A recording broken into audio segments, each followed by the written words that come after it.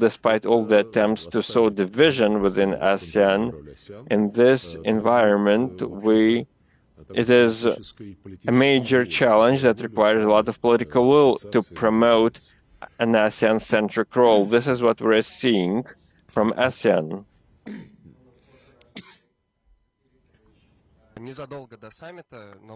Not long before the summit, Japan's new prime minister suggested establishing a structure similar to NATO in Asia. And in your opinion, what conflicts can happen in this region? What are the threats of conflict in this region? How can they be averted? Any effort to develop the military capabilities, to militarize the region, to create military blocs, invariably creates confrontation risks. And this can always spill over into an open confrontation. As for Japan, we have a lot of concerns regarding the militarization of this country. We are forgetting maybe the lessons of the Second World War. The Japanese government has been increasing its defense budgets and it has been drafting and revising its doctrines, setting forth provisions for carrying out preventive strikes, and they are also discussing a global anti-missile defense system so that intermediate and short-range ground-based missiles can be based on Japanese soil. And overall, Japan has been seeking to enhance its military capabilities in conventional weapons, as well as in cyberspace, in outer space, and in other domains. The number of military exercises involving the United States and other NATO members where Japan is involved has been increasing, and efforts are underway to link these exclusive formats, Japan, Korea, and the United States is one such bloc, and then there is the United States, Japan, and the Philippines as another exclusive format. And today, Japan has been openly speaking about its readiness to participate in nuclear missions together with the United States, and it has been talking about joining AUKUS, and we know the associated risks, and we have been regularly raising this issue within the IAEA, and overall, this refusal to promote peaceful development for the country is a matter of grave concern, and it can undermine and dismantle the existing world order and can replace it with the infamous rules-based order, just as the Prime Minister of Japan said during his lengthy speech today at the summit. And this obviously, it is obvious that the United States is behind these efforts by Japan. The U.S. ambassador to China has said recently that the goal for the United States is to create a trade and defense council of about 50 countries in order to ensure China's containment. So this aggression, they are seeking to impose it not only in military and political affairs, but also in economics by standing in the way of inclusive approaches and inclusive formats for mutually beneficial economic cooperation. Mr. Lavrov, good afternoon, TASS News Agency. You've mentioned ASEAN and BRICS, and on the sidelines of the ASEAN events, have you heard any statements on the interest of countries to join BRICS? This matter was raised during plenary session. Several ASEAN countries have been invited to attend the Kazan summit on October 22nd, 24th, and they accepted these invitations, so you will see them in Kazan. Russia 24 television network. Before the summit, the U.S. media reported that the United States would focus on the South China Sea confrontation and the Ukraine conflict. Have they succeeded? They did try, but this attempt fell on deaf ears among ASEAN members.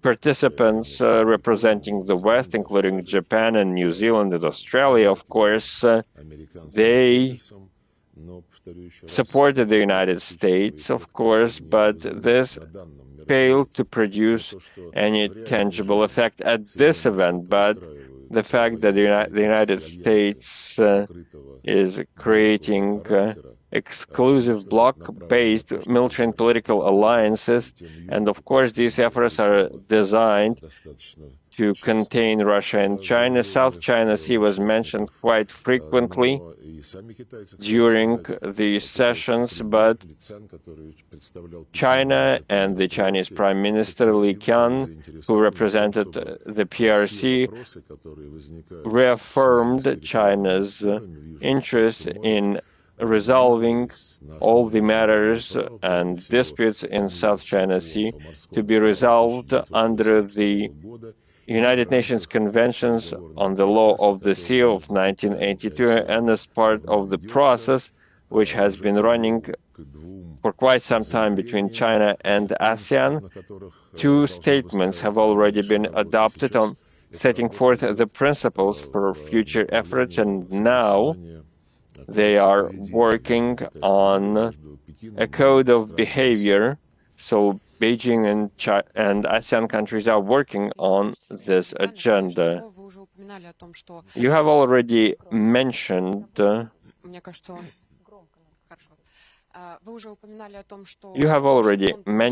that Washington has prevented the summit from adopting an outcome declaration. Is it true that the United States still uses the East Asia Summit as a platform for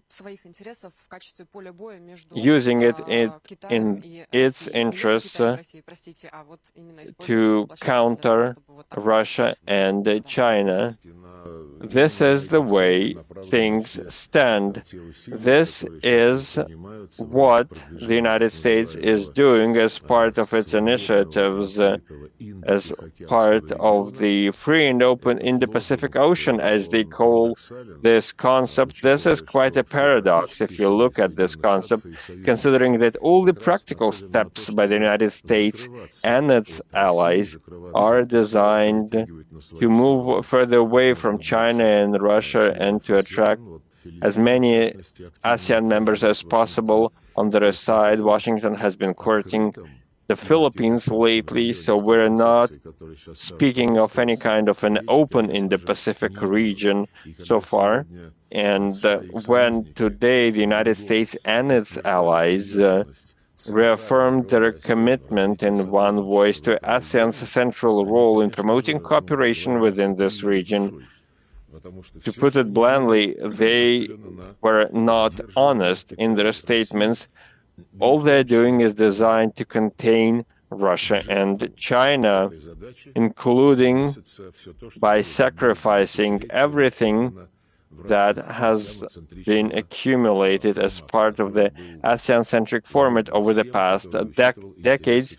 It served everyone's interests and took into consideration everyone's interest. So in this regard, this is quite obvious. Mr. Lavrov,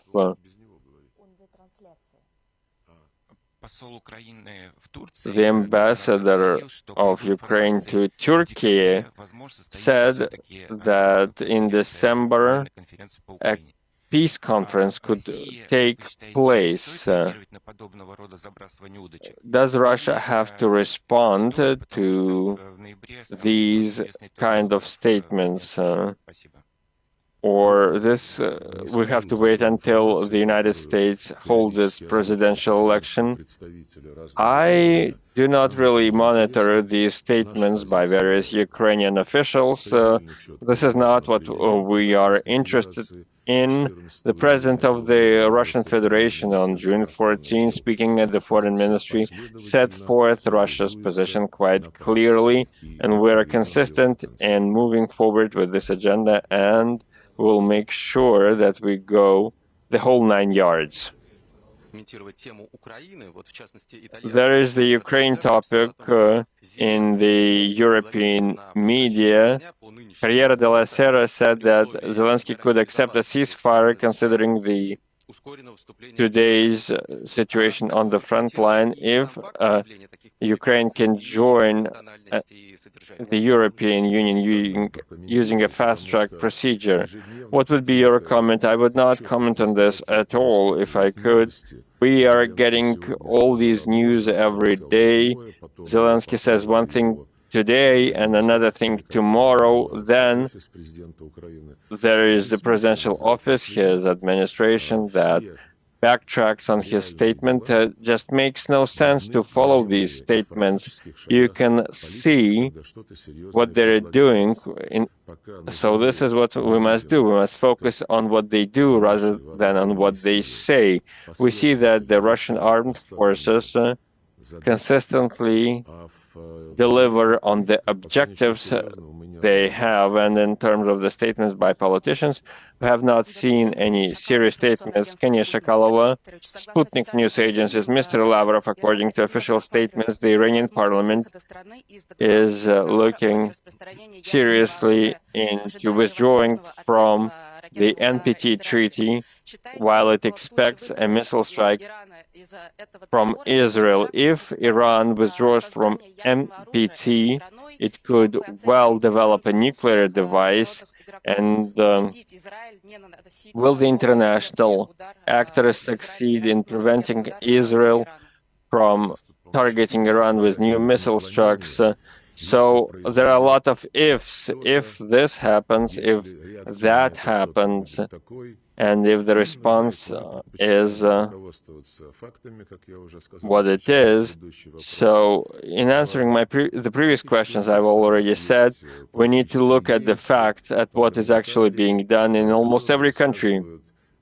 There are politicians and parliamentarians who speak their mind and who are at odds with the policy of their respective governments. And we have seen many examples of this kind. And as for the actual situation on the ground, the IAEA has been overseeing Iran's nuclear program and has been monitoring it quite closely and has not seen anything showing that it is shifting its nuclear program on a military footing. And this is what is where we are in terms of our position. We rely on the assessments by the professional body. If there are plans to attack the civilian nuclear sites of Iran, this would be a very serious provocation. Thank you very much.